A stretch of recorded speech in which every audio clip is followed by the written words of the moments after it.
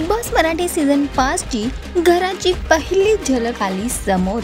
खूपच आलिशान आहे बिग बॉसचं हे नवीन घर। बिग बॉस मराठी सीझन 5 आजपासून सुरू होणार आहे आणि अशातच आता बिग बॉसने घराची पहिली झलक प्रेक्षकांसाठी आपल्या सोशल मीडियावर पोस्ट केली आहे।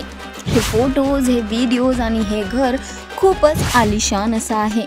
कसं आहे बिग बॉसचं हे घर नेमकं तुम्ही पहा।